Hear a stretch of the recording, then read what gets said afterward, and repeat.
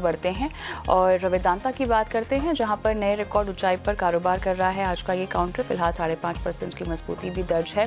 लगातार 5 महीनों में शेयर में तेजी जारी है। 650 रुपए के पार यहां पर ये निकलता हुआ दिखाई दे रहा है। चांदी में दरअसल रिकॉर्ड चमक से फायदा है और हिंदुस्तान जिंक में 100% हिस्सेदारी है। कमोडिटी कीमतें बढ़ने, खर्च घटने, मजबूत वॉल्यूम ग्रोथ का फायदा क्लियरली मिल रहा है।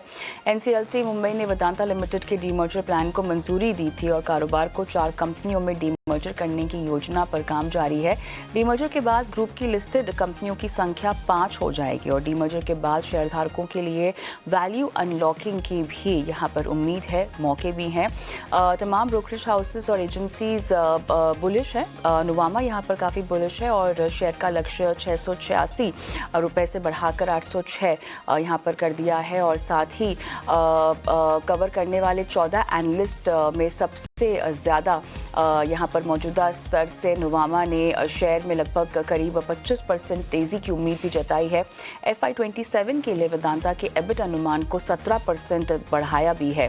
डीमर्जर के बाद कौन सी कंपनियाँ यहाँ पर आती हुई दिखाई देंगी, तो Vedanta aluminium, Vedanta oil and gas, Vedanta power, Vedanta iron and steel, Vedanta limited यहाँ पर ओवरऑल बनती हुई हमें दिखाई दे रही है। और चाल देखें अगर स्टॉक की, 1 महीने में 19% की कमाई और 6 महीने में 46%, 1 साल में 52% तक का रिटर्न, 5 साल में 273%। और लेकिन बड़ा सवाल आप ही से पूछेंगे हम हरीश, क्या मौके हैं फ्रेश बाइंग के? बिल्कुल, अगर देखा जाए तो देखिए हमने लगातार इस स्टॉक को ट्रैक कर रहे थे। पहले भी हमने बहुत बार रिकमेंडेशन दिया हुआ इस स्टॉक में। तो जो लेवल से हमने देखने मिल रहे ब्रेकआउट दिया था 520 550 के आसपास से, तो उससे वहाँ से लगातार स्टॉक अप ट्रेंड में है।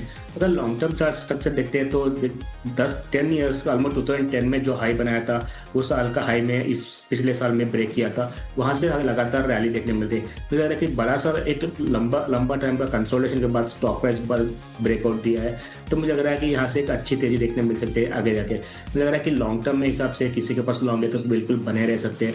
यहाँ से 25 से 30% आराम से देखने मिल सकता है। मुझे लग रहा है कि स्टॉक में बहुत पोटेंशियल देखने मिल रहा है जिस तरीके से ब्रेकआउट दिया है स्टॉक के साथ। तो शॉर्ट टर्म के हिसाब से देखा जाए तो किसी को फ्रेश बाइंग किया जा सकता है, लेकिन थोड़ा डिप्स के लिए वेट करें, क्योंकि 2-3 दिन के रैली के साथ मुझे लग रहा है कि थोड़ा शॉर्ट टर्म में ओवरबॉट है। हो सकता है कि थोड़ा डिप्स मिलता है, ऑलमोस्ट 650 से लेकर 640 के आसपास वो अच्छे लेवल्स बनेंगे, फिर से एक बार मौका बनेगा बाइंग के लिए। तो दोनों स्टॉक्स शॉर्ट टर्म और लॉन्ग टर्म के हिसाब से मुझे लग रहा है कि स्टॉक में बहुत पोटेंशियल है। बाइंग ऑन डिप्स का स्ट्रैटेजी मेंटेन करना चाहिए और मेंटेन करना चाहिए एटलीस्ट 6 से 7 महीने के लिए होल्ड रखना चाहिए स्टॉक को। ऑलराइट, चलिए तो फिलहाल ये राय निकल कर आ रही है बाय ऑन डिप्स की वेदांता में। शुक्रिया हरीश, आपने समय दिया और अपनी रणनीति बताई। न्यूज़ मेकर स्टॉक्स पर दर्शकों को आपने मार्गदर्शन भी दिया।